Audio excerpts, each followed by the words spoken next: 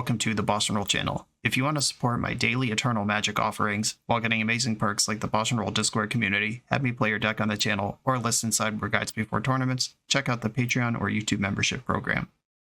This channel is possible because of these amazing sponsors. Check them out, all their links are in the video description. As always, thanks for being here. Let's go play some Magic. Welcome back to the BoshNRoll channel. Today I'm playing Pioneer. The regional championship in Washington, D.C. is coming up soon. In fact, might even have passed by the time this video releases. I don't know. I'm recording this about 2 weeks ahead of that event. I am qualified for that event, and I have not played Pioneer since the recent round of bannings that took out Amalia and Vein Ripper. I was going to jump in and just test some Phoenix. That's what I qualified with for this event back 6 months ago, whenever that was, the last RCQ season. And then last night, my friend sent me this list. This won the Pioneer Challenge this past weekend, and he said, this is just Landstill, which, as you all know, warmed my sick frozen heart. The idea that I could play Landstill in yet another format. This is Boros tokens. Basically, every card in the deck makes a token or kills stuff. And it also plays 4 copies of High Noon, which is really good. Each player can't cast more than one spell each turn. We've seen Blue-White Control adopt main deck High Noon recently in the format. This just completely bricks Phoenix and anything they're trying to do. The Lotus Field deck, forget about it. Even the Rakdos aggro deck that's on top of the format right now, their thing that they tried to do is like pump spell, fling all in one turn and kill you with their 1-drop on turn 2 or 3. And they just can't do that with this. And then the deck also just has exile-based shock removal, exile-based removal for 1, exile gain life as a 4 of, exile all creatures, make a token, destroy target artifact creature, or creature, enchantment, or planeswalker. Just removal, and then passive life gain, passive ways to pull ahead. This is Boros tokens, but not in the Knight Captain of Eos kind of way, or whatever the current one is, the Convoke one that's been played in Standard and Pioneer. This is Boros Control tokens, and that has my attention. I don't know if this deck is good. I honestly kind of hope it isn't, because it looks really weird and not what I would want to stake a 15-round tournament on. But you know I'm going to try it if somebody describes a deck as Landstill to me. Let's get into it. This is Boros Tokens Control. I'm on the play in round 1, and my opponent has also revealed Kahira. Are we ready for the mirror match? I am going to mulligan this hand that does not have colored mana. This one I'm much more interested in. If this is a mirror match, I suspect that Fable is one of the better cards I could have. I'm going to bottom this mountain and do the thing. This could also just be Blue-White Control. They're also a Kahira deck. That's probably more likely than the mirror match, but I got it in my head, and this thing did just win the challenge yesterday. Could be in everyone's head. Oh, baby. Am I playing that card? Sure am. It's a 1-of, but so is Blue-White. We don't have any information yet. Okay. I'm going to play Iganjo and Carrot Cake. Cake. What am I doing? Am I scrying? I'm scrying. I don't think I want Sunfall. Fable's probably insane. We should know from their next land drop. Basic Plains. Still don't know if we are sure. Field of Ruin. In with my Rabbit. Ardent Veil Fealty. Okay. I could kill this, or I could ignore it. I think Fable the Mirror Breaker is better than having a Rabbit token in play. Fable, get in. Maybe they're a mono-white build. Yeah, that's not a card that's appearing in my list. My creature's better than yours. I will not be blocking. Caretaker's Talent. Alright, that is the engine of the deck. Whenever you make a token, you draw a card. Oh, hello! Don't mind if I do. I think I am going to discard Get Lost here. I mean, that can destroy Caretaker's Talent, though. Nope, I lied. Hand's perfect. Keeping all of it. Okay. Fountain Port, Caretaker's Talent. Little late, but it's here. I'm going to roast the Knight. Oh, it's not late, because I'm about to make a treasure token. Whenever one or more... Get out of the way, Kahira. Tokens. Wow. Okay, yeah, it is tokens. We're doing it. Going off. Okay. Yeah, a Fable the Mirror Breaker trigger, attack, drawing a card, changes everything. I'm very excited right now. March of Otherworldly Light getting rid of my Caretaker's talent. Yeah, that's necessary, but they are behind on the job here. They pitched a High Noon, so this is a mirror match. Not that I had much doubt at this point. Attack with my Gobblerino. I have 6 mana here to play the Wandering Emperor and kill Caretaker's talent. And also just start drawing cards with Fountain Port. I'm just going to play the Emperor. I don't even need to get lost because they're not threatening to make a token right now. Make a Samurai. They could get lost to my Emperor here. Sure. I still get maps, which are also tokens. I'm having fun. Sunken Citadel. I'll play this, name white, and probably want to start mapping. Map onto the Goblin Shaman. Do I want High Noon? I want that in the graveyard, I think. Though the Lava Axe is coming up. 5 to any target for 7 mana. We could do it. And target Samurai with the other one. Wandering Emperor. Do not put that in the graveyard. I want that one. And I'm going to copy my Goblin Shaman. Tons of mana, tons of options. Opponent's missing land drops over there. They would need a sweeper. And the deck does play sweepers, but there's not currently one in play. Legion's Landing. Well, I don't want you drawing cards. I'm going to roast the talent in response. They do get 2 maps, which could end up putting cards onto this creature, but I can just kill it in response. Roast this. That'll also fizzle the Explore, and then they're just dead. I'm just going to declare an attack that's equal to their life total. Not doing anything fancy here. Okay, so a High Noon was revealed, but their deck's clearly pretty different than mine.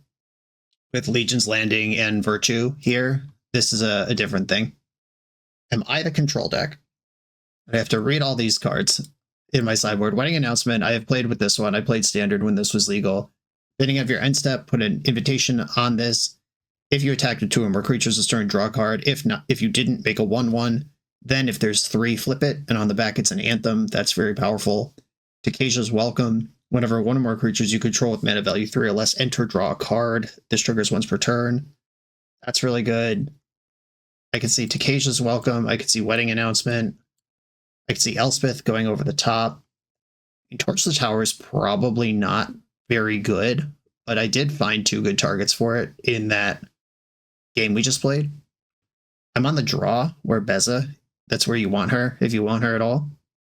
I could bring in Depopulate as another way to keep the board clear if I'm pivoting into a control posture, but I don't even think that I am, really. Beza is like the mid grind, and then Elspeth is the super grind. Do I want these Torch the Towers in? I mean, the 3 torches coming out give me 2 Bezas and Elspeth.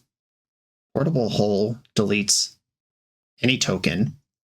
It doesn't get rid of Caretaker's talent, which seems like the most important card. I don't think I want to depopulate. I already have all these Sunfalls in. Do I pivot the Sunfalls out, or do I just play the control game? I think with Bezas and Elspeth, I'm going to try a control posture and just see how it looks. See how it feels on me. Just trying Stefan at the store right now. Another 7-card hand that does not make colored mana. I will mulligan. Okay, all engines, nowhere to go. Keep it. I'm going to bottom, I think, Castle Ardenvale, or do I need Welcome and Talent? Does all these lands have bonus text on them? Did I board out all my red cards? I still have Fable in the deck. Okay. I would like to cast Fable if I draw it. I think I'm going to bottom Takesha's Welcome and let my lands roll out here. Obviously, if I just draw a bunch of lands in a row, this is going to feel bad. A Sunken Citadel named White. That one comes into play tapped all the time. They've got multiple Castle Ardenvales. Wedding Announcement. I like that one in the future. This is when you attack with 3 or more creatures, you transform this, and then it turns into make a 1/1 for 3. I remember that one from Standard too. Sundown Pass. I'm going to lead on talent. Just try to keep up here. If they want to remove my talent, they probably won't draw a card off a token from doing that. Ooh, they did nothing. Wow, that's so lucky. They had no plays at all. Certainly, nothing is going to flash in my end step and be different. Okay, Beza. Opponent does not have more cards in hand than me, does not have more creatures than me. This actually doesn't do anything. I should not have slammed my land into play like that. Whoops. I could play Wedding Announcement here, or I could play another talent. Yeah, really wishing that I had slowed my roll just a little bit and actually thought about that. Because I could have played the Sunken Citadel here and then just had that active for next turn. All right, I get a 1/1 in the end step, which will draw a card, unless they exile my thing. My goodness, a Wandering Emperor. Who could have seen this coming? This draws them a card as well, but I draw a card. It's a tasty little land. Carrot cake. Oh, I could have leveled this up too. Never read this in my life. Oh, it didn't have a token. I didn't have a token. Played around it. Nope, did that on purpose. We're learning here. Authority of the Consuls, that feels like a mirror breaker. My creatures enter tapped, and whenever a creature an opponent enters, you gain 1. Wow, that is a lot of life they're going to gain. Save me, Beza. Jeff Beza. Okay, 1, 2, 3, 4, 5. If I want a treasure, I don't get to play my land first, and that's fine. All right, 1, 2, 3, 4. Big Beza. Doesn't draw a card, but does all the other things. Enters tapped, and then I get 2 things that enter tapped. Opponent gains infinite life. Yep, lots of life gain. See what you're doing there. I get it. I see the combo. All right, I can get rid of that in the future. Sacred Foundry. Creature tokens get +2/+2. I can get up there eventually. Not even that far away from it. Just deciding if I want to use the treasure and put the Sacred Foundry in tapped. I think I want to use the Sacred Foundry. Level this up. Guess I'll take a human. And I can still March of Otherworldly Light something. I can do it for up to 4. Ardenvale Fealty, okay. I definitely feel like I'm losing this one. I might have 2 Anthems in play next turn, though. That's a big flip. Because size is the only thing they really have on me right now. I have more creatures than them. If they exile this Beza with Wandering Emperor, I could play the other one. Unlock the legend. Get lost, oh no. Well, can't stop that from happening. I get some maps. Takesha's Welcome, gross. Making a Samurai. Drawing 2 cards. Okay, they're attacking with a million things. They're going to flip Legion's Landing. I actually can get a trade with one of their dinguses here. They're going level 2. Does this target? It does. Okay. Oh, I can get rid of whatever they target and blow out this level. That would cost me the Beza from my hand. How important is that? They get another 2/2. I think it's fine. It's going to have to be. The juice could be loose here. Sacrifice 5 creatures and get the 9/7. Or Medal J. Simpson, the juice. I don't think that's where I'm going to be, though. Takesha's Welcome feels a little late. Can I get control of this situation? I have a Wedding Announcement trigger in the end step. I've got 1, 2, 3, 4, 5, 6, 7 mana. It costs 8 to take Caretaker's talent straight to the roof. I think having talent in play is still important, though. Okay, play talent. Get it to level 2 immediately. I would like a human, and I'd like to draw a card. Wandering Emperor, Sunken Citadel on white. That could have been in play on turn 2, if we all remember that. I can send Beza into the breach here. She is much bigger than all of their creatures. I'm going to attack the Wandering Emperor. They can triple block and lose 2 things, or they could just jump. Those are the choices. Jump is what they went with. Okay. So my creatures will be as big as their creatures here in the end step. And I can exile their Caretaker's talent in combat, which could be a big blowout. Because if they level this up, make their creature tokens bigger, that will go away if that permanent leaves, because that's how permanents work. This game has gotten really interesting. I also noticed they did not reveal Kahira this game. They have some creature in their deck now. They put a +1 counter on their lifelink vampire. Level 3. Scary stuff. Okay, so they're going to transform Legion's Landing. They get another one of these, but it's legendary, so the first one will die. And then March is 1, 2, 3. Pitch to Takesha's Welcome, I think. Or do I pitch Beza? I think I pitched Beza, actually. All right. 1, 2, Pitch Beza, exile this 3-drop, X equals 3, make sure I'm resolving this correctly. And then I can block. Just wipe out a bunch of their squad. Okay, it looks like they got their own march, and they're just getting me right back. That is the same trick. That's fair. Got a double block too, still kill one of these things. Okay, Mountain. I have a Caretaker's Talent ready, but I don't have the mana to Caretaker's Talent and Wandering Emperor. Wandering Emperor is very obvious if I send it here. What if I play Takesha's Welcome? That doesn't do anything, does it? It might. Okay, so 1, 2, 3. Takesha's Welcome. This triggers once per turn, and so does this.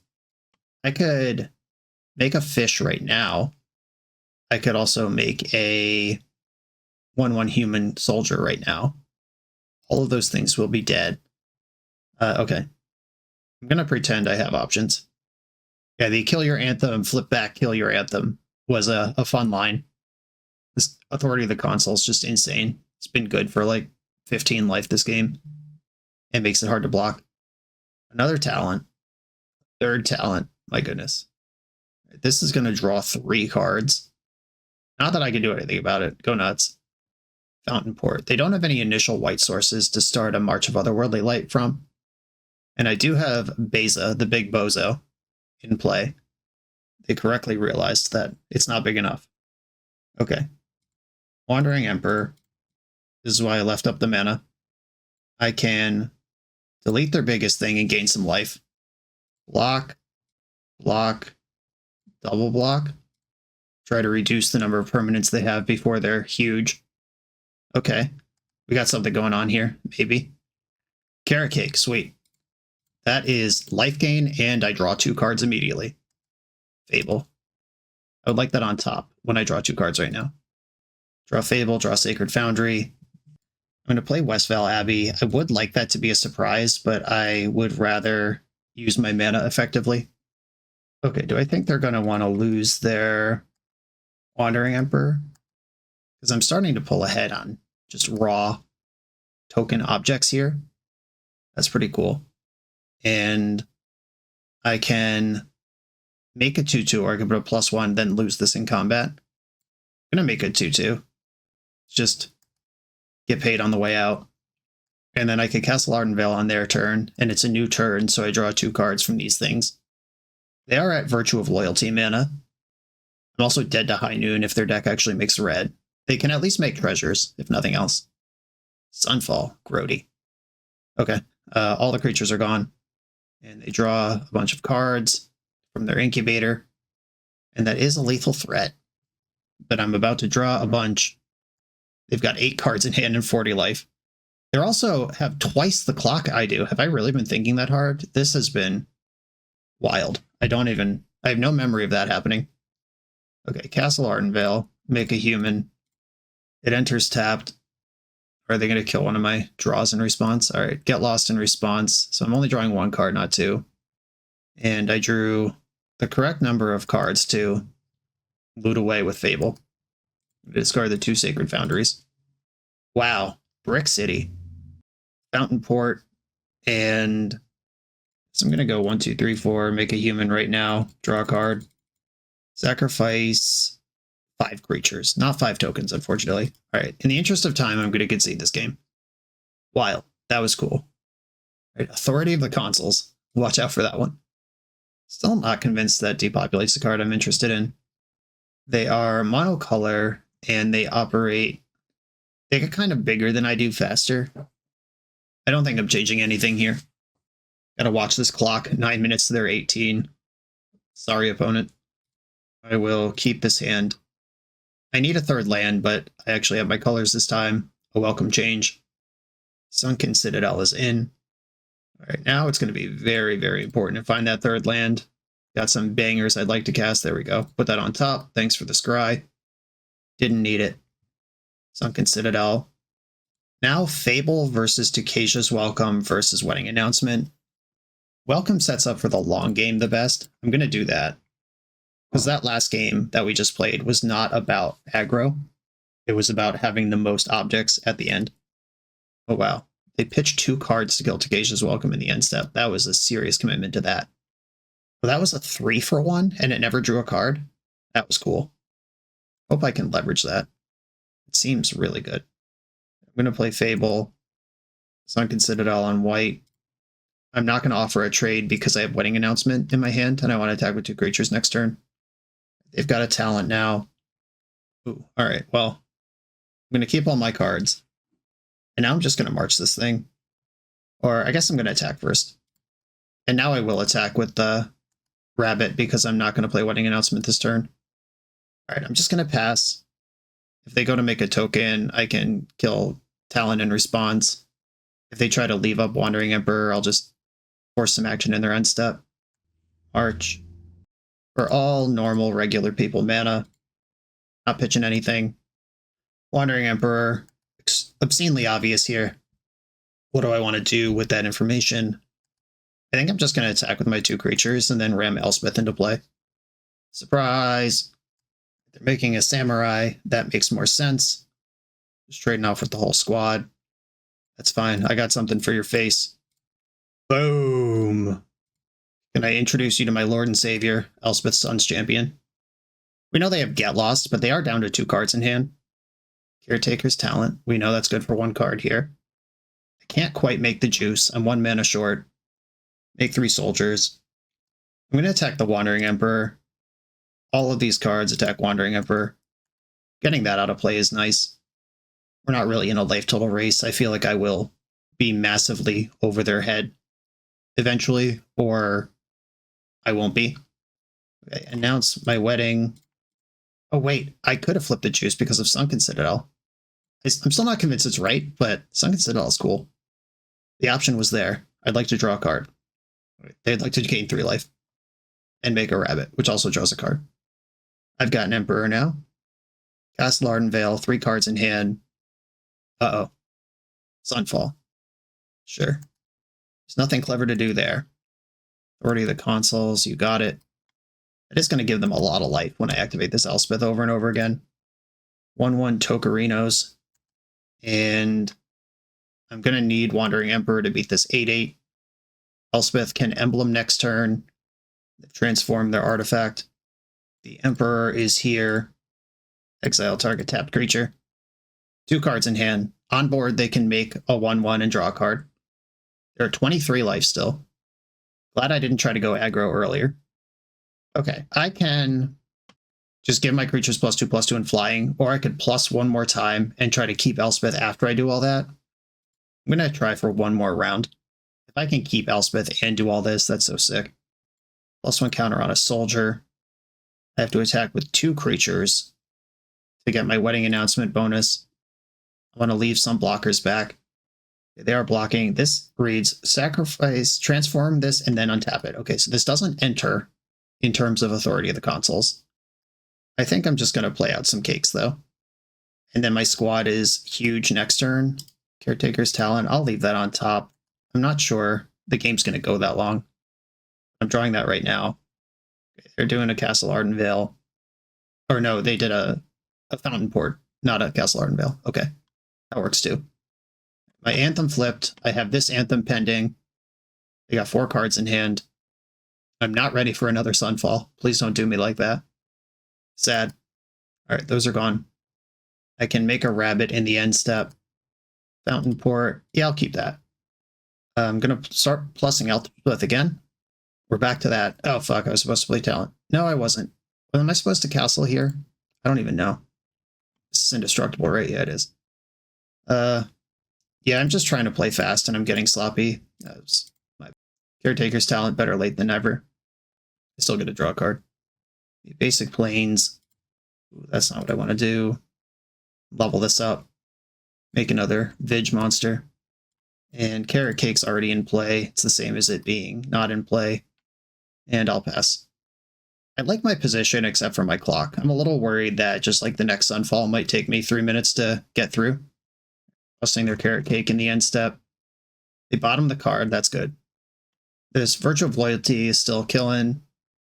Could deploy at any point, but Elspeth has way outclassed that card. Level 2. This doesn't copy the counters that come with it, so like copying this incubator won't give them a 7/7. All right, level 3. We're in the vibe. Okay, I mean, this is enough damage to pressure Elspeth in a way that matters. Everything's coming at Elspeth.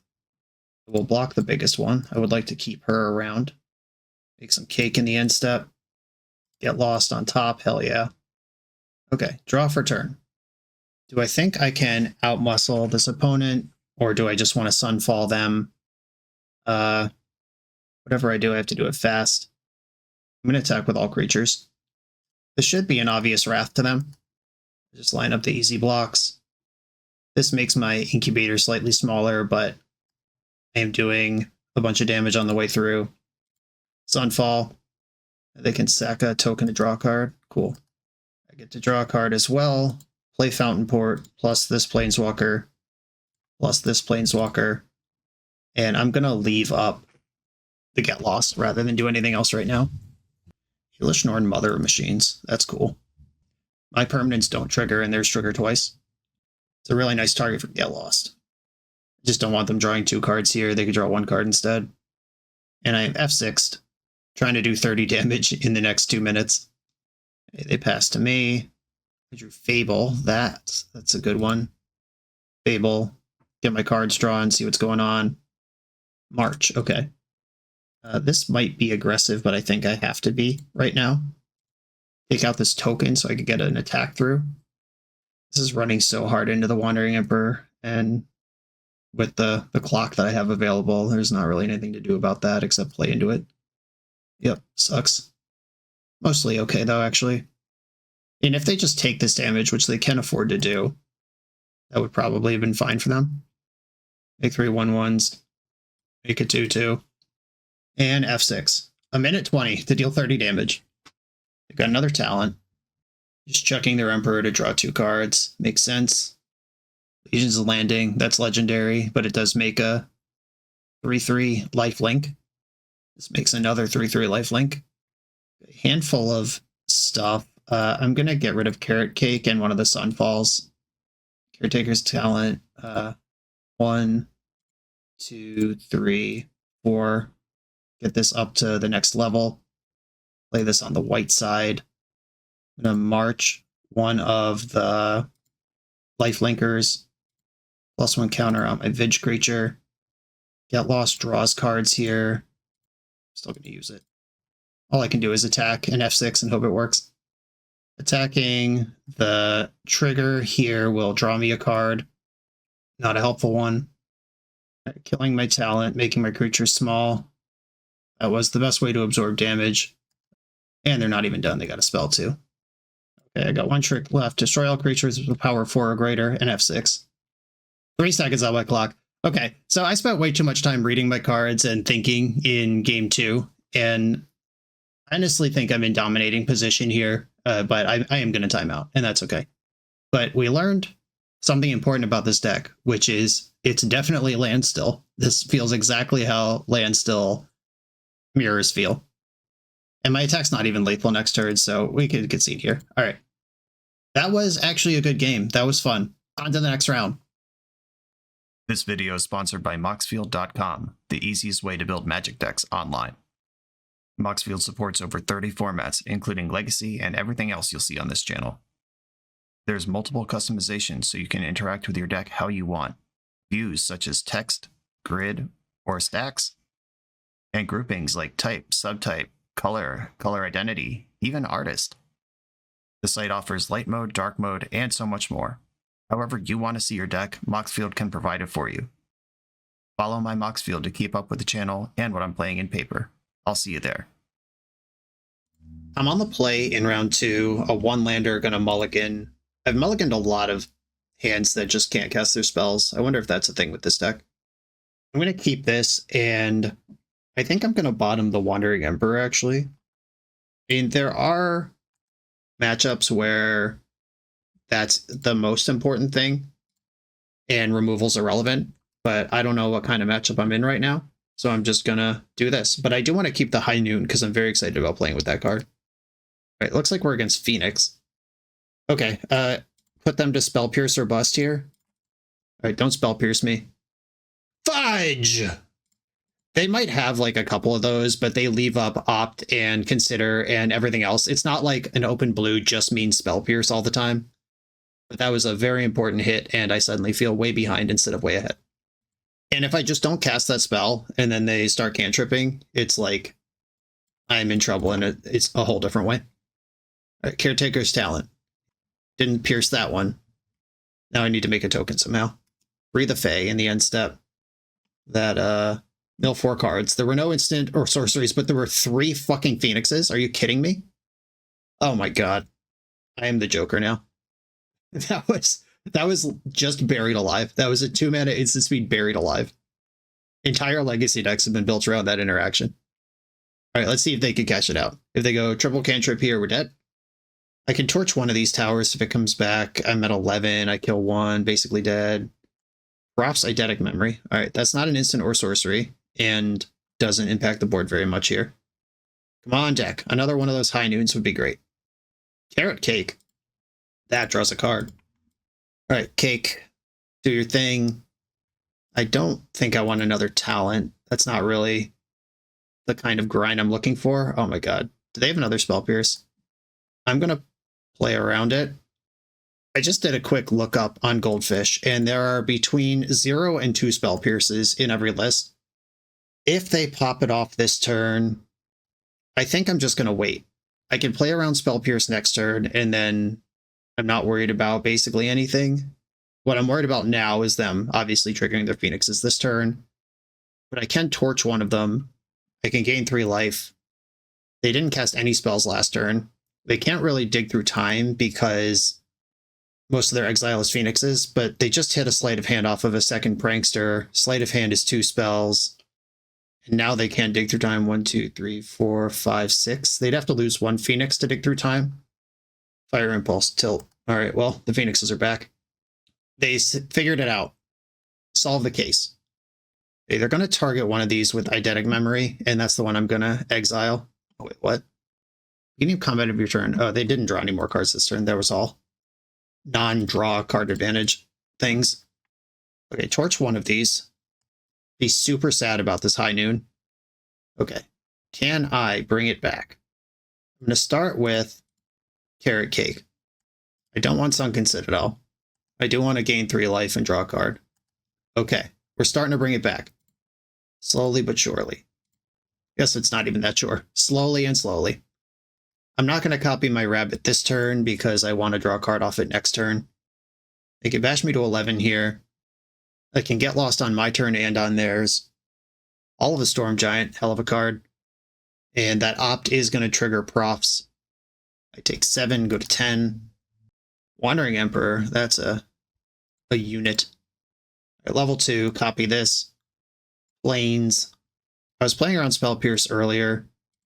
I'm going to continue doing so now. I can't really play around it going into their turn. Right, Chip Shot Rabbit, get in there. Gotta win somehow. Right, they're freeing the Fae in the end step. Fiery Impulse and Opt are the options. He took Opt. Okay. There's an Opt in their hand. I've already cast my spell for the turn. A lot of Pricklock Pranksters over there. A 1/3 creature, pretty serious. This deck does play Brazen Borrower in some number. If they find it, they can bounce High Noon and get another Phoenix turn. They'd also just do something like Treasure Cruise. Reload. That is their spell, though. All right, I'm going to let them explore. They put a Steam Vents in their hand. All right, I don't need to let them explore again. Kill this now. They get 2 maps for the future, but starting to turn it around. High Noon, carry me to victory. A Sacred Foundry. Attack with my rabbits. I am now playing around Spell Pierce with the Wandering Emperor. I don't need to be too crazy about that. Consider in the end step. That dumped another Phoenix. Oh no, that was the Phoenix I just killed. All right, nope, they kept the card on top. It's fine. I Field of Ruin up for Hall of Storm Giants. Treasure Cruise. You got it. I'm going to Emperor and just make a 2/2 in the end step here. Take my guaranteed card draw. I can also kill the Hall right now and still Emperor. I'm going to do that. I think I have Basic Mountain still in the deck to tutor for. There we go. I could have tapped my Sunken Ruins to do that, but why would I use the cards in my deck? for the reason that they are made for. Make a 2/2. Draw a card. Another Emperor, let's go. That's the good shit. Okay, make a 2/2, draw a card. Fountain Port, another techie little land. 1, 2, 3, 4. Level up this thing, get real damage on the board. Attack. Hey, they're at 7. Considering in the end step, they bin the card, didn't like it. So they either set up a big Brazen Borrower unload on you turn here, or they die. Those are the modes. Wow, that was sick. All right, High Noon. Probably the reason this deck exists at all. And they had the Miracle Spell Pierce on the first one. Got away with the second one. Rest in peace, obviously, for this matchup. Depopulate. And that is good if they're on like the Crackling Drake and Young Pyromancer pivot plan. Kind of like Wedding Announcement. Maybe. I'm already pretty grindy, though. I have concerns about Get Lost. It obviously helped me stabilize that game, but that doesn't mean it's good. Maybe I just go Rest in Peace in and keep all this exile-based removal, the High Noons, the Rest in Pieces, and just outgrind them.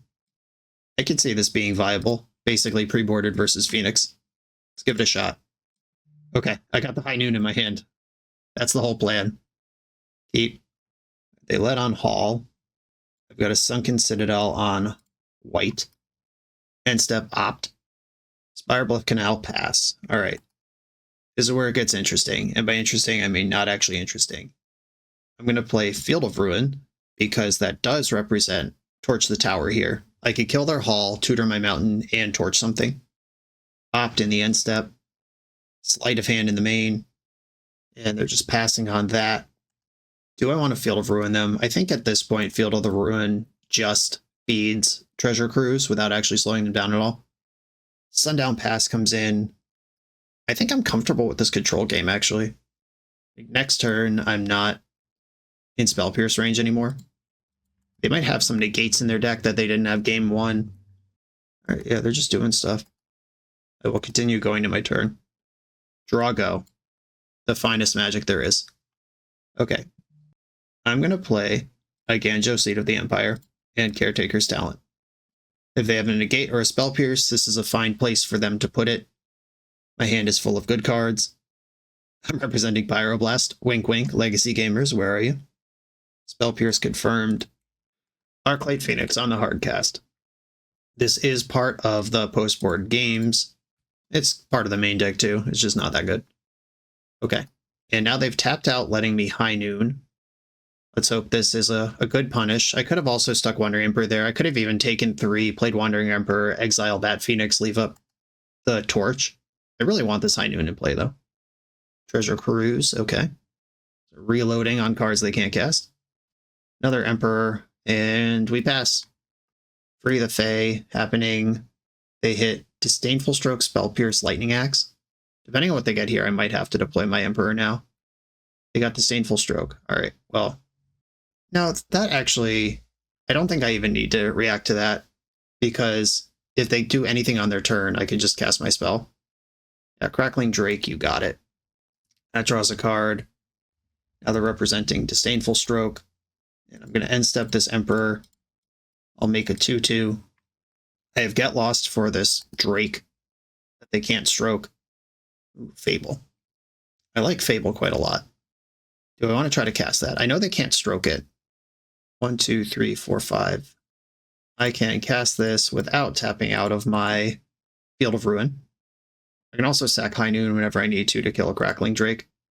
I'm going to make a 2/2 while I still can. And I'll pass the turn here, see what they want to do. Drake killing Wandering Emperor is not even that bad right now. Petty Theft there, which means I can Get Lost here while they're tapped out. They might just do a bunch of stuff this turn, but that's fine. One of their Phoenixes is already gone. Consider, dumped an island. Opt, went to the bottom.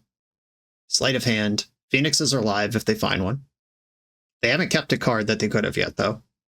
Lightning Axe discarded a Phoenix. Okay, there's one. They're in business. Still holding that Disdainful Stroke. Okay, Sunfall is exile-based removal. I think I will discard Sunfall. It just doesn't seem like the level of efficiency I'm looking for in my life right now. And I'm going to redeploy High Noon. Pre-combat. I want to know what they're working with. Attack with my creatures. They can end step Brazen Borrower here and add to the Air Force. And that they did. If they cast a spell, they're getting smoked. If they don't cast a spell, which I think is the correct thing to do, then we are in kind of an interesting damage race. Mapping onto that, there's a Lightning Axe. Do we want that? Nope. Mapping onto that one now, there's a Ledger Shredder. Do we want that? Maybe. Yes. Okay. You do want the Ledger Shredder, which means they plan on casting a spell next turn. So that hasn't happened yet.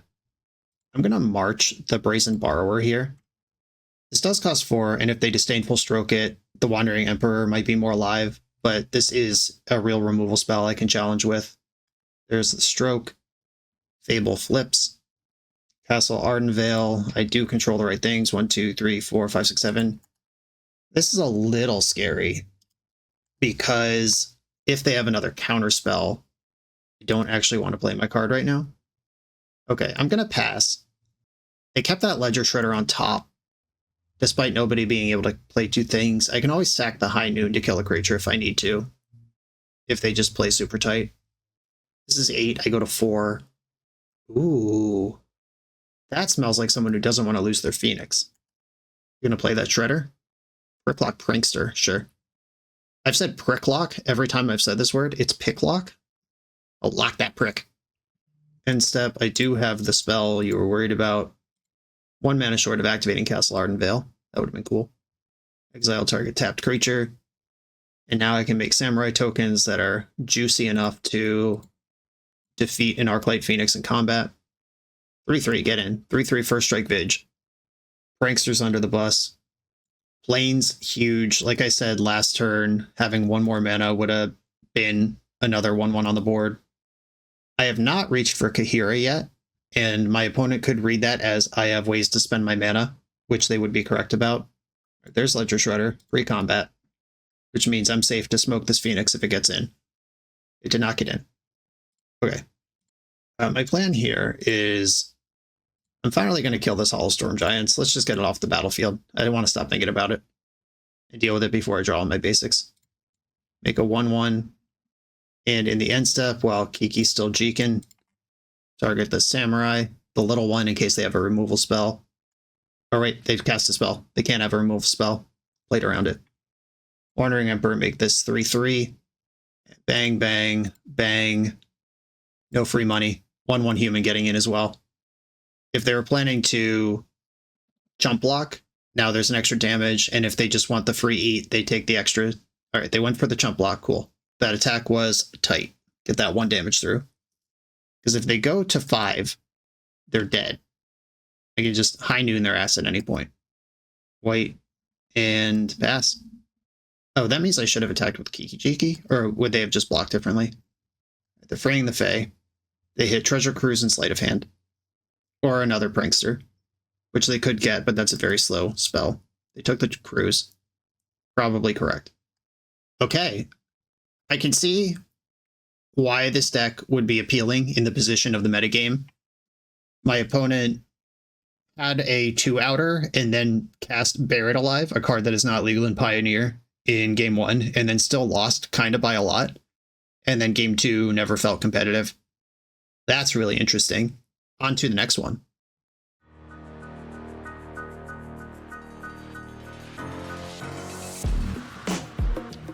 The BoshNRoll channel is proudly partnered with the Resleevables. Good. All right, here we go, gang. In this YouTube series, hosts Cedric Phillips and Patrick Sullivan take us on a set-by-set journey through the good, the bad, and the ugly of Magic's history. Each episode is a focused deep dive into the facts about a set's design and release, the Magic lore expressed through the cards in that set, Tournament Edition gameplay videos featuring products and Pro Tour decks of the era, an award show that shouts out the best and weirdest cards of the set, and a final grade for the set's overall success. Whether you want a history lesson or a nostalgia hit, The Resleevables has it at youtube.com/theresleevables. Okay, we got a Yorion as an opponent. I'm going to keep my hand. I have been more worried about having mana than I have been about having cards as these games play out, and just any engine, there's one right now, can immediately make this hand good. Yorion is usually Niv to Light. It's a 5-color Bring to Light strategy. It's full of Wraths and powerful cards they can tutor for. High Noon beats Bring to Light straight up. Pillar Verge Pathway. Cake. Mountain to the bottom. Don't need more of that. Sylvan Caryatid, obviously really good. This makes it so they have 5 mana of all their colors on turn 4. Topiary Stomper. All right, they're stomping already. Tutored a basic swamp, and they had an actual land drop as well.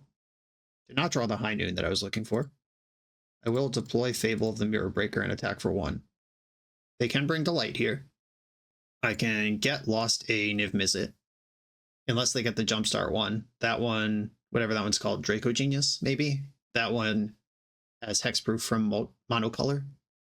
Bring Delight confirmed. Getting that in before I draw a High Noon. I think this deck rules, by the way. The Yorion Niv Delight deck. Very much my jam. If it can keep up with Rakdos aggro, that's the type of thing I would like to play in a tournament. But Rakdos aggro being the #1 deck in the format right now, kind of a hard sell to play this big goofy thing. Oh, they went straight to Tibalt. That's cool. They exiled the top card. They got Renzo's Buzzbuster, Buttbuster. That can kill one of my lands, I don't care. And they got my Castle Ardenvale, sure. And you may play cards. The Castle Ardenvale actually matters because they do have plains and white mana. I am going to loot away plains and Sacred Foundry here. Or is Torch the Tower worse? Plains and Torch the Tower? Or is it Sacred Foundry, Torch the Tower? I got plenty of red. Sacred Foundry. Dumping any spell here seems so reckless, though. We'll eventually do something. All right, yeah, Plains is gone. Talent and Cake. Okay. I'm going to go Field of Ruin, Talent, attack opponent. This kills Planeswalkers, right? Yeah, it does. All right. I draw a card off my treasure coming in, and then Tibalt can get lost respectfully. Okay. Now I got an engine. There's so many companions around. Just trying to find a good place to put them. Many permanents, many companions. They can play the Buttbuster and kill my Field of Ruin. All right, Omnath, pretty good. Solid animal. Something of an engine of your own. 5 lands in play. This becomes a creature at 7, which is next turn. He just played another one. Caryatid, 2 cards left in hand. Ooh, the Double Torch. Glad I kept the first one. I'm going to level this up and make a Goblin Shaman. And that draws a card. Fountainport, Westvale Abbey, Sunken Citadel. Okay, this deals 3 if I bargain it. I can just send 2 at Omnath. I think that's the play. Roast Omnath, Roast Omnath. It does end up exiled, which could matter in this matchup. Sunken Citadel, white, and the whole squad can attack here. I get to push 1 damage and make another treasure. And I can Carrot Cake on their turn to draw a card. Great choice of basics, though. Topiary Stomper is awake, 4/4 Vig. 3 cards in hand, plus Yorion in exile. Another Stomper. I think power and toughness is fine. That's a metric I can keep up on. If they do some fuck shit, like Bring Delight for Niv Mizzet Draco Genius, then Niv Delight for another one. Okay, they just got Yorion. They just explored a forest into their hand. They still have access to the Buzz Crusher. I'm just going to take 4 because I'm about to gain 3 of it back. End step. Colorless, white. Make a bunny. Gain 3 life, scry, draw. Wandering Emperor. Their creatures don't tap when they attack. This is a repeatable source of tokens, though. I am going to keep that around. High Noon. Okay. That can kill stuff. This might be an Ormondal game, too. A Fountainport. Carrot Cake. I'm going to play this. I think I do want March. And High Noon's coming in. I broke the rules. I cast 2 spells because High Noon doesn't know about the first spell yet. And I think I just pass here. I can Reflection of Kiki Jiki in the end step or pop Carrot Cake. The juice is legendary, so you can't copy it, set up a turn where you copy it with Caretaker's talent. Not a thing. Also not a token. Hits the backside of a real card. It just feels like a token. Okay, here's the Butt Buster. And I don't think I get a chance to respond to this, so I'm gonna just like float 2. Or do I want to kill my own Castle Ardenvale first? Yeah, I'm gonna kill Castle Ardenvale. I don't want them playing the token game with me. And if they're reaching for the Butt Buster, then I think they're about out of resources here. Plains comes in, destroy it to 1 non-basic land. Okay. And the basic enters tapped. Okay. Okay, that enters tapped. I think we're going to see an attack for 8 right now. Ooh, they didn't attack. Coward. They end step, make another Goblin Shaman. Just draws a card. This looks like a good turn to level up my Caretaker's talent. I almost said level up my Carrot Cake. 1, 2, 3, 4. Massive, massive squad, bigger than your 4/4s. Or same size as your 4/4s. I don't know how to count. Why would you put that in front of me? Okay. I'm gonna copy the original Goblin Shaman with Kiki Jiki, which will also draw a card. And I have this wall of 4/4s that can get in. I don't think I want to send the 3/3s with them. Those blocks are too easy. Treasure me up. I have not cast a spell yet this turn either. Oh, that was such a spew. I had Wandering Emperor Plus on a rabbit with the 3 tokens involved. Whoops. I might just do that anyway. Okay, willing to trade this one, chumping over there. These all die anyway. Just take them. It's fine. And Sunken Citadel, naming white. And I'll pass. Fatal Push. Okay, that's legal. Yeah, that's gone. But one of these was a real sticky token anyway. I should have attacked with the Goblin Shaman. Whoops. Yeah, one of those was real. I lost track of what's what. It's fine. After timing out round 1, I'm just like nervous and playing fast, which there's probably a safe middle ground between the 2 zones. They cycled Zagoth Triome, cycled Endotha Triome. We know they've got Yorion over there, which re-triggers the Buzz Crusher and the Stomper on arrival, which probably means the Buzz Crusher's going to try to get a taste before all that happens, which means it's Emperor time. Exile this thing. Okay, now Yorion is pretty low impact, and I'm feeling good about my spot. There you are. You basically untap your creatures and get another basic. Overgrown Tomb enters tapped. Tutoring a basic, got the island, the full spread, the perfect domain. Great choice of basics across the board. Okay. Westvale Abbey is not lethal. Caretaker's talent, 1, 2, 3, 1, 1, 2, 3, 4. I can go all the way to the top here. Talent, level 2. I'd like another Goblin Shaman, which draws me 2 cards, thank you. Oh yeah, they've had enough. Well, that was sick. Opponent had a turn 4 Bring to Light for Valky and just died. I like that. Elspeth looks like something for this matchup. Wedding Announcement drawing the cards is good. Takesha's Welcome, Wedding Announcement. These are sources of long-term card advantage. Torch the Tower pretty bad here. I had to use 2 of them to kill an Omnath, and that's not really how I want to be playing Magic. I could see shaving Sunfalls, because I want to be the one on board going wide here. But leaving a few in, because they do have creatures they win the game with, including some that I can't target. Alright, I'll try this. I like my hand. Cast spells, does stuff, has one of my engines, one of my planeswalkers. Endotha Triumph. Citadel. Sylvan Caryatid. I'm going to sandbag my cool lands for a while, knowing they got the Buzz Crusher in there. Gotta respect the Buzz. Respect the Fable, too. There we go. All of that. I got a tap land. They do have blue up because they have all colors up. And this deck does sideboard some counter spells. Let's see if this is worth 1 to them. I would counter it. Oh yeah. Mystical Dispute. This rabbit token coming in. Trading a Fable the Mirror Breaker for a card in their hand and 1 life. What a deal. Fabled Passage. This does represent Big Delight. They didn't do anything with it. Fountain Port. I'm going to pass. I think we're going to try to end step Emperor here. But with all the activated abilities of the lands in this deck, I could just be leaving up Fountain Port right now. They don't know. I could Fountain Port plus Carrot Cake. I might even actually just do that. Depends on what they do. Cycling Spars HQ, not what I was worried about. They just grabbed Yorion, okay. And tapped in a Sacred Foundry. I think this is a great spot for Wandering Emperor. If they negate it, they negate it. But otherwise, I'm not spending my mana. I could pop Carrot Cake, have 2 rabbits, play Wedding Announcement, attack, draw a card. But if Wandering Emperor resolves, I get to make that line anyway.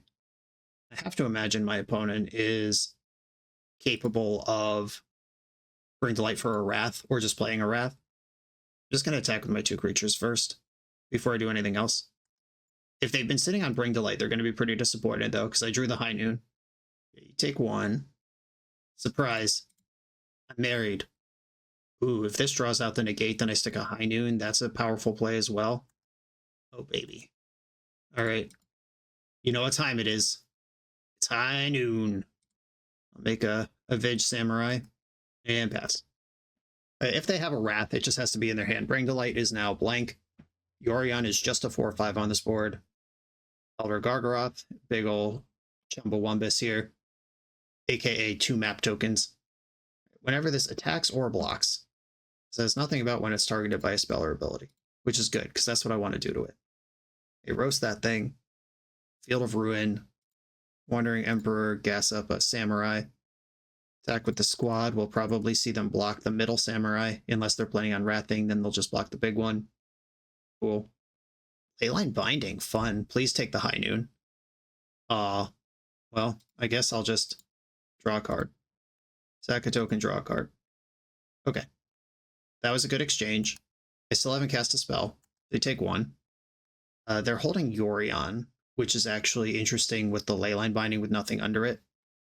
I think I'm actually not going to cast a spell this turn, because I'd like to answer the Binding or the Yorion. Okay, here you are. I'm going to let the Yorion flicker and see what they think about with the Binding. They're just mapping onto Yorion now. Topiary Stomper. It doesn't seem very interesting here. They are interested in it, though. All right. 4/4 Vig next turn.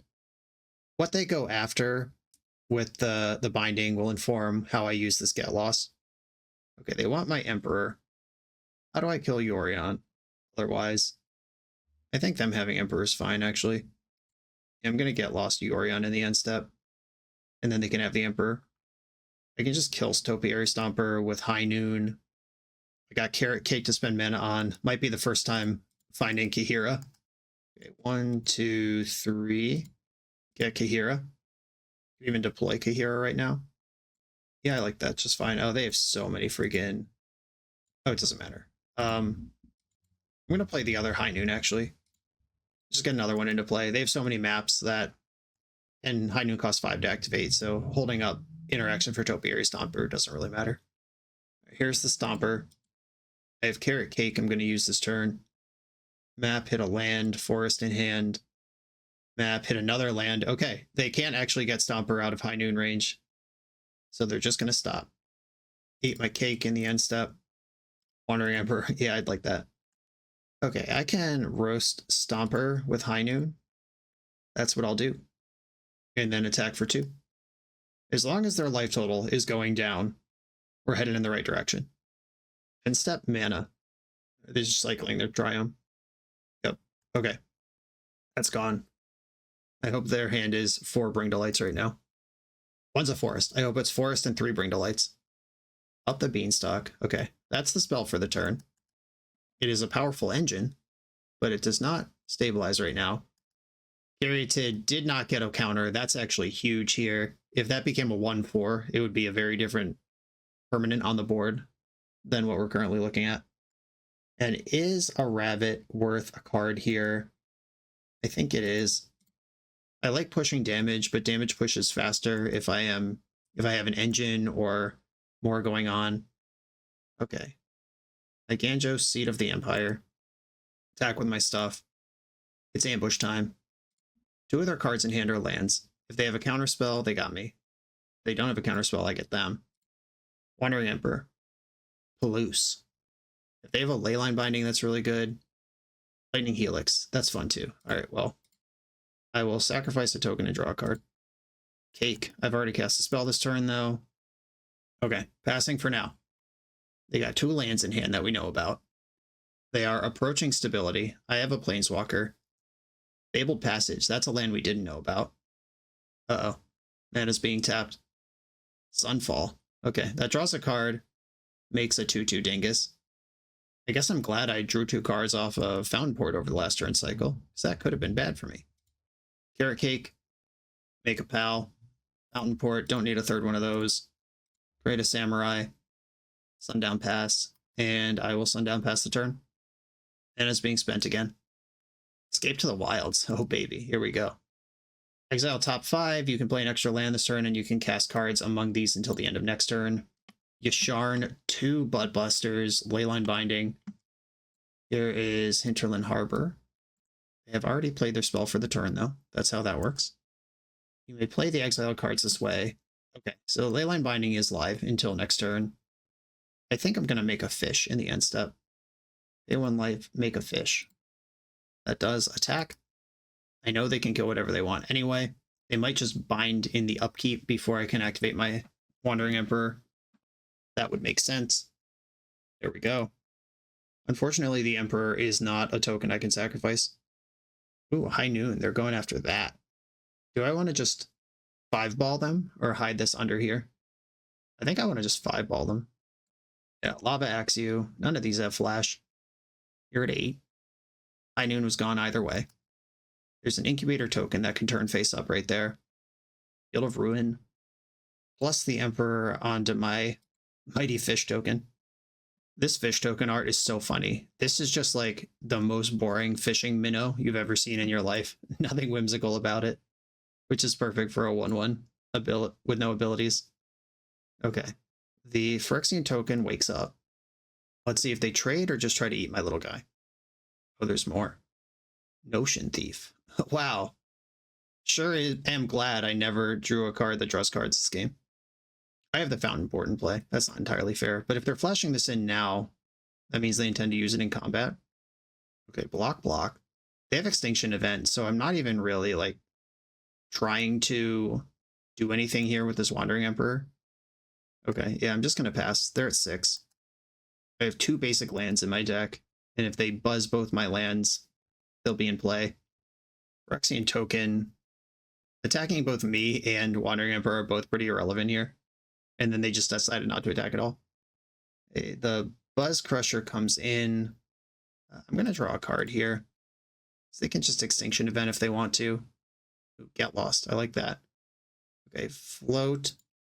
All right, I'm just floating a bunch of mana. Yeah, this is worded intentionally weirdly so it can kill Lotus Field. You don't get to know what it's targeting because it doesn't target until the ability resolves and your thing's already gone. But they're not going to Extinction Event anymore because they have more creatures than me. Another Buzz Crusher. This is going to take the other Fountain Port. I do have a 1 more basic to get. They have 4 mana left to cast Yasharn. Players can't pay life or sacrifice non-land permanents to cast spells or activate abilities, so I better do this now. Westphal Abbey. Well, that just became not helpful. Let me find one of those 2 Sunfalls I left in. This is the spot you leave it in for. Yasharn tutors a basic forest and a basic plains on entry. There's one of each of those accounted for already. Do they even have more? No, they don't. It's just one of each basic. There's the forest we know about. Okay. And now I have to navigate this shit. Sunfall. Fountain Port. Can't pay life or sacrifice non-land permanents. So Fountain Port makes treasures now and nothing else. Fountain Port's in. I can kill Yasharn if I need to. Make a Samurai. Deploy Kahira. Okay, my permanents are in play. They are at 6. Another Beanstalk. Yikes. They're also at 9 minutes on their clock to my 11. Suddenly a win con. I'm up a game. This is game 2 right now. Cycling Triome. There's a lot of air in this deck. That's my major criticism of it. Omnath. That's not air. That's actually quite good. And a fetch land. We're suddenly playing modern. Okay, their Buzz Crushers are attacking Wandering Emperor. So she's just going to die anyway. That can happen.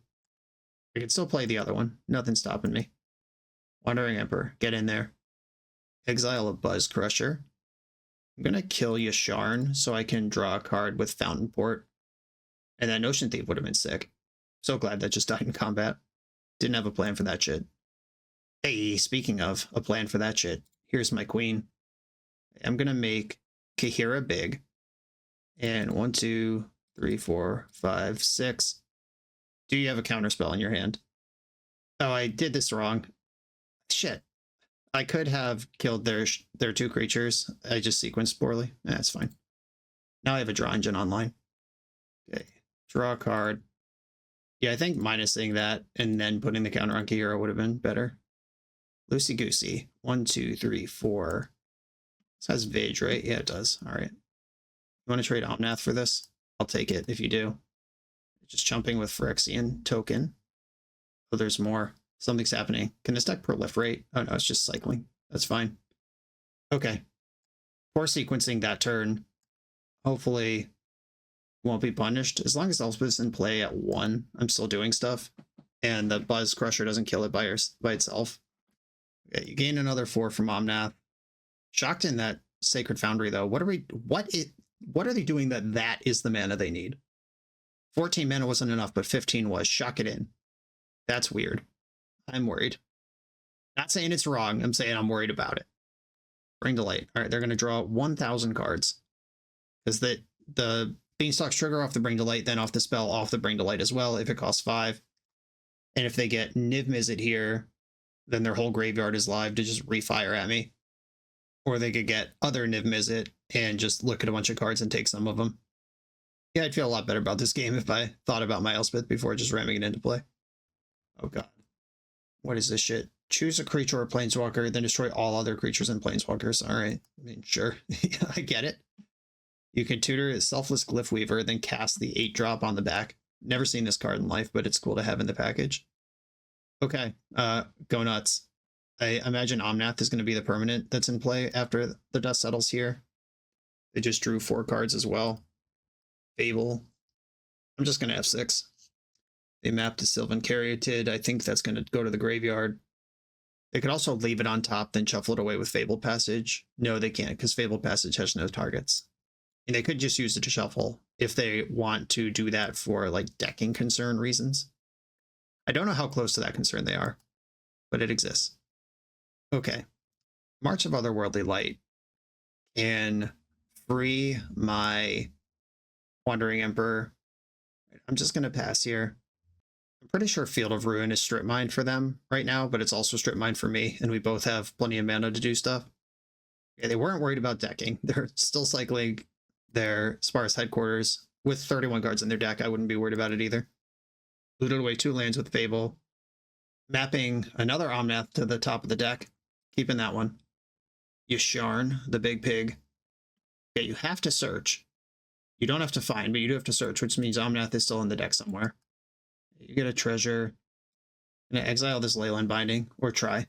See if they've got a counter spell. Dovin's Veto. Beseiju. I'm out of basics, but I can get Sacred Foundries with this. Beseiju's good to know about. I'm getting information here. I am also making them use their clock, but I'm getting information. Sunfall. High Noon. Oh, you're not at 5 anymore. Bummer. There was a time where that was true. I also can't shoot it. I'm not going to activate all my Field of Ruins just to eat clock, but I am going to make them play it out. They don't currently have lethal in play. I'm at 1, which means I can still draw Sunfall and turn it all around. Sunfall. Sunken Citadel.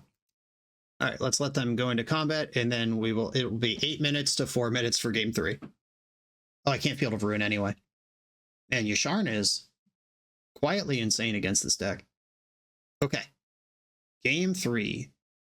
I don't think I want more Sunfalls in. Wedding Announcement's good. Welcome's good. I never had a talent or a welcome that whole game. Just never had an engine going, and it still came down to I think they were at 6 when they started turning it around. That makes me feel good. Okay, let's go. Right back in. I'll try to have an engine this time. I will keep this hand. It's got my engine. It's got lands and stuff. Pass the turn. We've got a Spars HQ. Ooh, I'm going to play Sunken Citadel. Do I want this to be on red? I think I do.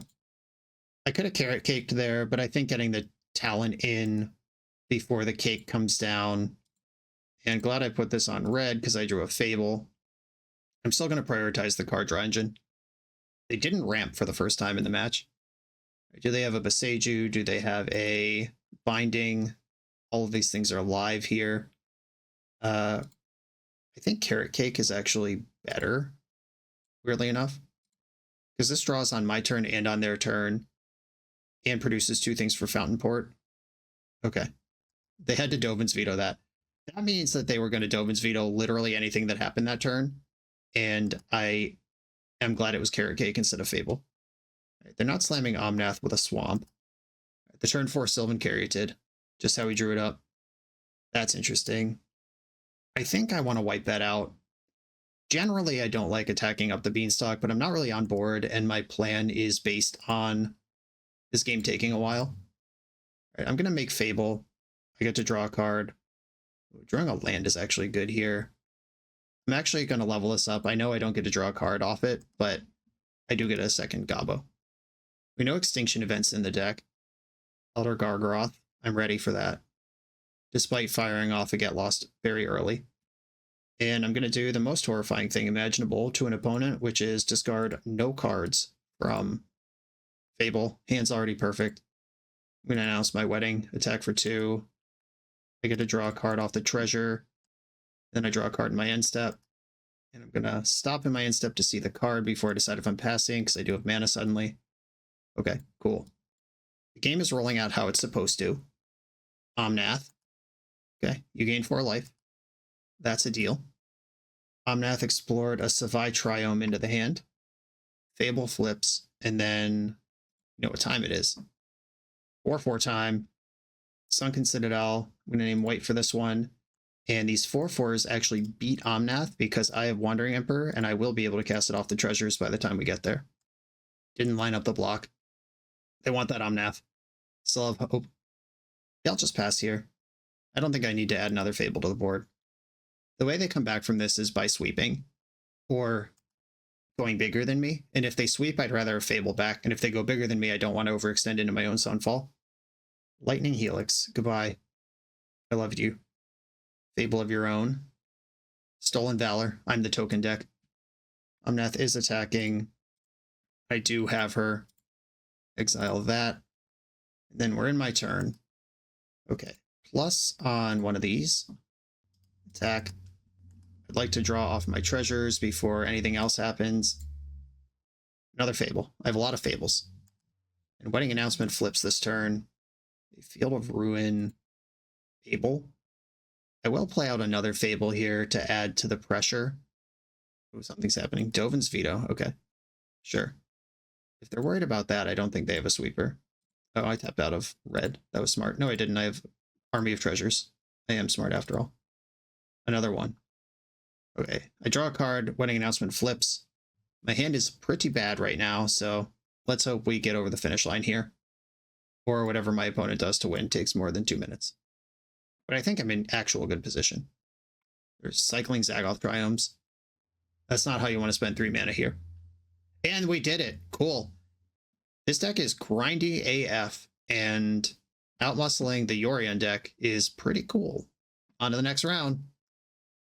We're a few rounds into the video. Thanks for sticking with me. Friendly reminder that if you're still here and having fun, smash that subscribe button. And if you want to play what I'm playing, you can use my affiliate link for TCG Player to support the channel while you shop for cards, and you can try any deck anytime with a cardhoarder.com loan account for Magic Online. All these links are in the video description below. Now back to the league. I'm on the draw in round number 4. I am going to keep my hand that has cards and stuff, including the High Noon, the deck's mascot. Oh good, Aspire Bluff Canal. Perfect time to have High Noon in my opening hand. Let's see if they have their 2 of Spell Pierce again. Opt. It'd be sick if they just played Lighter Shredder or some garbage this turn. Thing in the ice, just put it into play. What could go wrong? Tap mana. Tap mana. Shit.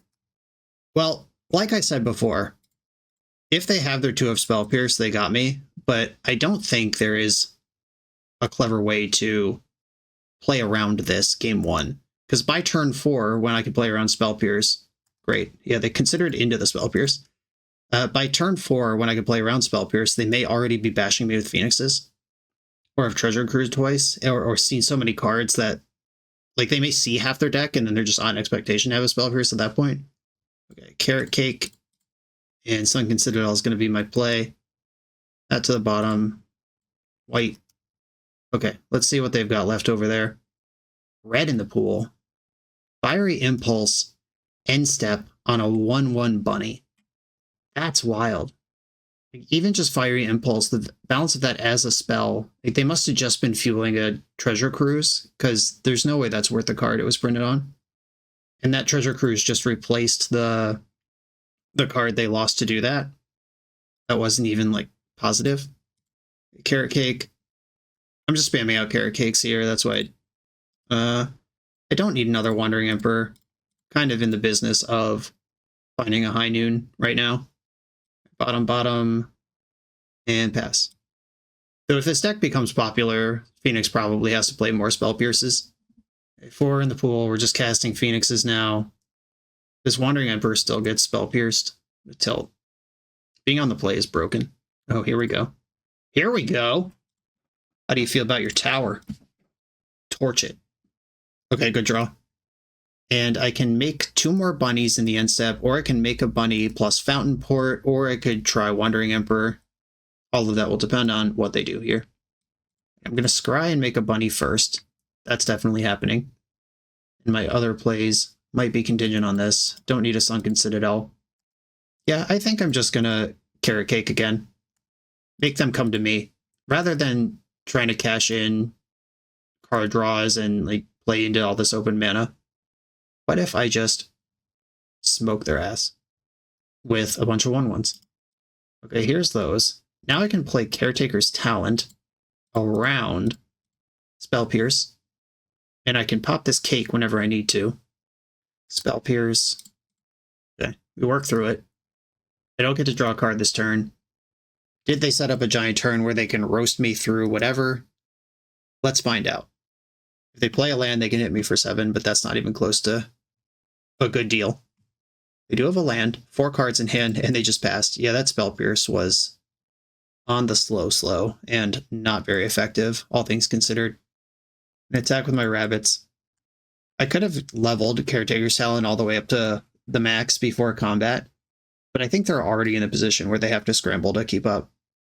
Oh yeah, and if we're activating Hall of Storm Giants just to save 1 damage, I like my spot. Okay. And then I'm gonna level this up, draw a card. Ooh, I can get this lost. Is that the best thing I can do right now? I don't even think that's the best thing I could do right now. That's barely even good. Yeah, I could Carrot Cake, draw a card, Fountain Port, draw a card. And if they get something going, I have Torch plus Get Lost. Sleight of Hand. Prop's Memory, that's another draw. Free the Fae. We've hit Treasure Cruise. That's about as good as it gets. They can cruise with 1 mana still open. Oh no, they do have 7 in the graveyard. No. That's in exile. There's 6 in the graveyard. I counted correctly the first time. It would cost 2 mana. Okay, they're just pranking. That's fine. Prop's Memory. Okay. This will be +1. I can Get Lost this. I can Torch the Tower now if I'm willing to bargain. I think I'd rather Get Lost or just bash through it. That's fine. You can have a 2/4. End step, Carrot Cake. Another talent. Do I want that? I think so. I love drawing cards. And I could just get this lost right now. Yeah, sure. I'm planning on spending mana a lot in the near future. And I'm just going straight to the head here. Chapter 3. Bang. So I'm impressed that that was as easy as it was without the High Noon. Obviously, the Spell Pierce they spent on High Noon was a Spell Pierce that didn't go after Caretaker's Talent or some other card later. But even just having a single piece of exile-based removal killed the 1 Phoenix we did see, and we killed it forever. That was cool. I think I cut 2 Get Lost last time and left in a Sunfall. I'm going to cut a Sunfall this time and leave the Get Lost because they have the Drakes and stuff. I don't think I'm making any other changes. Still feels pretty pre-boarded. My hand has the engines online. I like the Torch to the Tower. I'm not going to like mulligan to High Noon. Whatever. It's in there somewhere. We'll either find it or we won't need it. Those are the modes. Sleight of Hand. Sunken Citadel on white. This sleight of hand art is skeezing me out. I feel like any art other than Foglio is wrong, objectively. Ledger Shredder, that's going to be bigger than my stuff. Fountain Port, Carrot Cake. I like Wandering Emperor. Eventually, a solution to Ledger Shredder, maybe. And eventually, maybe, is as good as it gets right now. Consider and memory. This Shredder is going to be fudge enormous. Immediately a 4/5. 4/6? 4/6. Okay, so I don't think I can play Caretaker's Talon here. I think I actually need access to... I need the guaranteed access to Wandering Emperor. Next turn, I can't afford to miss that land drop. Though I would obviously prefer to have my card draw engine in play. This is too many of these. You want like one. And now my opponent really doesn't have to do anything except attack with this Ledger Shredder and hold up counter magic. Or they can slam out for a Crackling Drake. If this Ledger Shredder attacks, we've got a shot. If they just hold it back, that's pretty smart. They are putting the token somewhere else. They are attacking. I'm going to gain life anyway. I'll do it now. Sunken Citadel, no. Have enough of those. Sacred Foundry hurts on the way in, but at least it's in. Glad I sequenced the way I did, or else this wouldn't be possible. Take this Ledger Shredder. And Crackling Drake, still a problem. Prof's Memory, still a problem. Free the Fae, found a Treasure Cruise and a Phoenix. And their land drop gives them... Oh wow, that was so much better. I was about to say their land drop gives them exactly enough to cruise. But then they had another Prankster, which cruises and brings back the Phoenix and puts Spell Pierce in their hand. That was a great turn. Now we're feeling not having High Noon in play. And this is going to be so big. They've drawn many, many cards. Am I dead right now? I'm at 5. Okay. Not quite dead. Not happy either. Taking out Wandering Emperor leaves me at 8 instead of 5. I don't have mana for Sunfall even if I draw it. That weirdly works. Okay. We are staying alive, clinging to life around here. I'm going to torch this Jerk's Tower. And we've got 1. I could pitch 2 Talents. Or I could tap out and not play Carrot Cake. Is it better to have the cake or a handful of Talents? I'm going to pitch 1 Talent. Boom. Okay. And we got the rebuild ready. Exile-based removal. Can you save me? Opponent only has 7 cards in their hand. And I'm at 8 versus Hall of Storm Giants, which is very different than when I was at 24 or whatever it was against it last game. Prankster. Prankster is a great place to put memory counters. That's 1. They've been to Phoenix, just raw dog that straight into the graveyard. It feels crazy when you get to do that from the Phoenix side. This is the deck that I play the most in this format, and when you cast Consider and just see a Phoenix, it's nice. And that's 3 spells. Phoenix is back. And they've drawn 2 extra cards this turn. Luckily, the way the stack works, you can't put those counters on the Phoenix right away. Unluckily, I'm not going to kill them this turn, so the counters are still going to matter. Oof. All right. Yeah, little talent flooded there. That's an engine that you want online eventually, but that was too much, and I was under the gun immediately. Didn't look at a High Noon or a Rest in Peace that game. I said I wasn't going to mulligan for it, and I still think it's right not to chase it too hard. Okay, I'm hitting submit. I wonder if a wedding announcement is better than talent. If this submits, it's fine, but I'm just going to think about, like, all right, it's not going to happen this game, but I could see that being good. Okay, I'm going to keep this hand with Rest in Peace. See if I get Spell Pierced into the ground. Please cast Sleight of Hand on turn 1. Island, go. Okay. I think I am going to try to be clever and play around it here. Which unlocks Negate, which unlocks Mystic, Dispute. But I could challenge a Spell Pierce with the Caretaker's Talent on my turn 3, and now I'm on the play. That's slightly better. Or they could jam Ledger Shredder. We could just figure it out on our own. Okay. Let it rip. Sundown Pass. I am not going to pitch a card to march the Ledger Shredder right away. Sleight of Hand. Hopefully that just ruined a lot of their things. Like, Treasure Cruise and Phoenix are bad now. Free the Fae. You do still get a card here. It doesn't say return the card from the graveyard. It says get a card. Sleight of Hand, Spell Pierce in the options here. And they discarded a Cruise. Okay, so there's a Spell Pierce in their hand, and they did discard a Cruise to Ledger Shredder, which means that was part of their plan that we just shut up. Ooh, no attack. That was really tight. Super smart opponent. Iganjo, Seat of the Empire, Caretaker's Talent.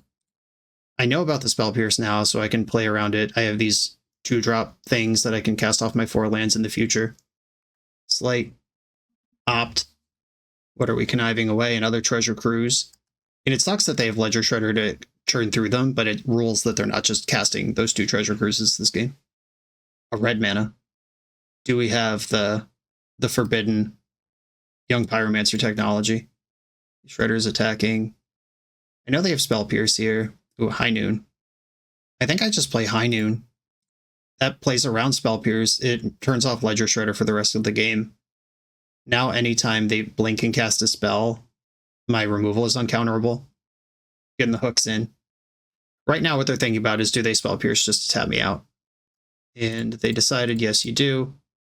That buys them another attack, but that also taps them, or it burns off that Spell Pierce that I knew about for Wandering Emperor. Let's see what the pivot is. Prof's Memory. Just makes Shredder bigger. 4 power. That's a lot. But I'm pretty good at gaining life from here. Carrot Cake. Sunfall. Interesting. I think I'm going to keep Sunfall on top, actually. Just having access to this much removal, that puts 4 removal spells in my hand, where even if their hand is just 6 Spell Pierces right now, I'll eventually get through it. I'm going to play the Pathway on the white side and pass. Right, I've played my spell. They get instants for free here. Free the Fae, milled just 4 things. 3 lands, Arclight Phoenix, get nothing back from that. Spire Bluff Canal. If they just attack, I'll just break Carrot Cake. If they cast a spell or do anything else, I'll get lost. Mana's being tapped. Pick Lock Prankster. Was it worth it? Get that lost. Yeah, that is a bunch of maps that they can use. Another High Noon. That's not really a card that gets better in multiples. Though the Lava Axes are eventually the win con. Alright, level this up. And pass. Arclight Phoenix cast. That means I am free to Wandering Emperor this turn. Feels like they're just getting desperate and going crazy over there. They played this super tight for a while, and now they're just whipping cards around. I'm not saying they're wrong to do it. Like, the texture of their hand and everything all impacts what the right thing to do there is. I'm just going to make another Samurai. I'd like to draw a card. The Tower, I can torch it. Do I want to add a High Noon to the board? That gives me a Lava Axe whenever I need it without losing anything. Okay, passing. My plan is Carrot Cake this turn. I could also bargain a Torch and take out the Prankster if I need to do that. They're just attacking for 1. Crackling Drake is actually really good. I get to draw a card. I think this is worth pitching 1 white card to deal with. I think it's the Sunfall. I think that's done its job. Get rid of the big one. Go to my turn, Westvale Abbey. I'm going to Carrot Cake right now. I haven't drawn my card yet. I don't need a Sunken Citadel. I'm at 12. I think it's time to go upstairs. Level 3. Brazen Borrower would cause a poor combat trade here, but then the borrowers face up and we know about it. And if they don't do it, then we know that too. Okay, yeah, they just chump blocked and chipped. That's good news. They don't have a 7/7 land in play right now. This deck does play things like Anger the Gods or Brotherhood's End. They usually have access to some sweepers. Crackling Drake, that's a good one. That's one that can solo me. And they're mapping onto it. They hit Consider. And they kept Consider on top. Powerful stuff. Mapping again. Oh, maybe they just wanted the other thing and then they'll bin it this time. That makes sense. They also just put the giant shield down and said, I don't have removal, or I don't have counter spells, come get me, and I will oblige. I'll take that and attack for lethal. Cool. Another Firm handling of Phoenix. On to the final round. On the draw in the final round, what is the actual land count in this deck? It's 25. That is a lot, but if I miss, it's bad. If I hit, it's great. I'm going to mulligan. Oh, come on now. I'm going to mulligan again. All right, I'll keep this one. Bottom, one of the talents and probably Wandering Emperor. That's just the farthest from being useful right now. 25 lands seems like so many. I've mulliganed so much this game. Scavenger's Talent. Okay. We are playing against some sacrifice nonsense, whatever deck. Rakdos magic cards. Bloodtithe Harvester's in. I don't know if High Noon even does anything here, but it doesn't not do anything. It's the Jund Sack deck. Okay. Mayhem Devil. We're already in trouble. Get Lost. Okay. I will get lost this Mayhem Devil and feel pretty bad about it. They get a food from Scavenger's Talent. Chapter 2 is when you sack a permanent target player mills do. And Chapter 3 is at the beginning of your end step. You may sacrifice 3 other non-land permanents. If you do, return a creature card from graveyard to the battlefield with a finality counter on it. Fable. We're fucked, by the way. In March, the Goblin Shaman. Guess I could have done that anytime, but I am just kind of watching as we circle the drain right now. Just waiting to see what the win gun is. Discarded 1 card to Fable. Map drew Soken'Zan. And there's another Fable from hand. Okay, 4, 5, 6, 7, 8, 9, 10. I don't want to necessarily reveal that I have Fable and red in my deck. Well, that was unsatisfying. Okay, Rest in Peace looks good. Portable Hole actually looks good here. Sunfall looks good for later. I don't think High Noon is actually for this deck. I think it's safe to say. Sunfall I could see. Carrot Cake, Talent. I like those. Get Lost. I saw targets for that matter. Do I have room for this depopulate? Is this just for mono green? And I'm bringing it in the wrong spot? I would believe that. I could go down 1 Sunfall. Like, the card is obviously fine if you can cast it, but getting to 5 here, and then some of their stuff they can bounce in and out. I could see arguments for Wedding Announcement and Takesha's Welcome. I just don't know where I'm going to put them, and I want all these other cards. Let's do it. Get Lost, Sunfall. I don't think this is a game plan. I'm going to mulligan, although mulligans have been pretty harsh on me. Okay, rewarded this time. I'm going to bottom Get Lost, and I actually do want to keep Wandering Emperor this time, now that I know the matchup. Just being able to get on board and push it back their way sounds important. And I'm not excited about giving a bunch of maps to the Mayhem Devil deck. Sacred Foundry, go. Thoughtseize, go for it. Took the Wandering Emperor. Not going to see this Sunfall coming, but they know I can march their next 2 plays. This is why I boarded out a Sunfall. This is exactly the situation that I don't want that card. Okay, so they've got a Witch's Oven into Unlucky Witness. I'm going to take out the Oven before they can flip cards. Citadel, name White. Castle Ardenvale is almost online. Sunken Citadel is innocuous, but this is really good in the decks where it's good.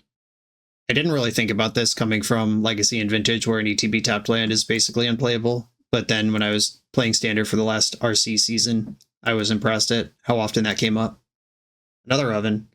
That's why they gave me the first one. And this might still be bait, but I can handle creatures. I can't handle this engine. I think I was supposed to do this in their main phase. And now they have the whole next turn to Unlucky Witness. Okay, they flipped. Where are these cards? Mayhem Devil and Abrupt Decay. All right, yeah, those are good ones. Sunken Citadel. Okay. Sunken Citadel, name White. I'm going to get Kahira. Make it look desperate. Hopefully they just play out 2 creatures here. We knew that one was going to happen. Fountain Port. I will play Fountain Port, because I can Iganjo a Mayhem Devil if it comes in. Or just make a castle, or make a creature in the end step. I'm risking Thoughtseize by holding the Sunfall. But if they play out 1 or 2 more creatures, I could get a little extra. You know, just being greedy as hell. Or they saw this Iganjo off the Thoughtseize, so if they attack here, it's intentional. Okay. Well, I'll bite. Sunken Citadel works on that too, by the way. Sick. A Fable, okay. I'm gonna pay 1 life for a fish. Plains. This fish, I guess, is just chilling for now. It can block and then sack to draw a card, try to set up the Sunfall. I don't know how important the treasures are going to be, but they haven't played a land in a while. Cauldron Familiar and Ygra in the graveyard. That's the combo. Mayhem Devil, that's also the combo. I will take 1 when I draw a card off this fish, but that's better than taking 2 from being attacked. Sack a token, draw a card. Take 1 instead of 2, I draw a card. Portable Hole. Not really solving any of my problems right now. I do get to make a 1/1 in the end step. Sunken Citadel, stacking up in multiples, looking good. Bringing back Cauldron Familiar in the end step. We got him. We got him on the hook. Oh, wow. What do I do with this information? So if I Sunfall, they could sack their treasure to kill Cauldron Familiar, and then it's in the graveyard instead of exile. I think this is still really good to do right now. I could also Rest in Peace, make them play fair, and then Sunfall them next turn. Because if I Sunfall now, the Fable immediately flips and I'm back under the gun. It's got to Fade Thoughtseize this turn, or death. Don't Thoughtseize, don't kill me. I will make a 1/1 to block their 3/3. Save some damage there. That's all the game is right now. They could sack their treasure to push 3 damage through, if that is now their game plan. Deadly Dispute, okay. That's much better. That sacks a treasure and draws 2 cards and makes a new treasure and pushes 3 damage through. Fingers are crossed, no Thoughtseize. I was patient on the Sunfall to exactly this point. This is the board I wanted to cast Sunfall on. Add a creature, add a creature. Oh, Jaggy to hand, okay. It didn't add a creature, but it didn't blow me out. Sunfall, slurp up 4 of them. Do I shock in Sacred Foundry to get access to the 4/4 now? I don't think so. Jaggy can be answered permanently by Castle Ardenvale. Hive of the Eye Tyrant is just a creature, if they want to do it that way. Uh-oh. I have to read this one. First time I've seen it in play. Ward Sack of Food. Other creatures are food artifacts in addition to their other types and have sack this permanent, gain 3 life. Whenever a food is put into a graveyard from the battlefield, put 2/+1 counters on Ygra. Okay, so all creatures are food. You have to sack food to do stuff with this, to kill this. It does not trample. And the cat combo doesn't work because I have Rest in Peace in play. Okay. The Wandering Emperor. I don't hate that. I can activate Castle Ardenvale and put in the Wandering Emperor, which is a nice combination of things to do here because the Ardenvale creature is a food. I can't make a token then immediately sack it because it has Summoning Sickness. And tap is part of the ability. Blood Tithe Harvester. This is a food and makes a blood.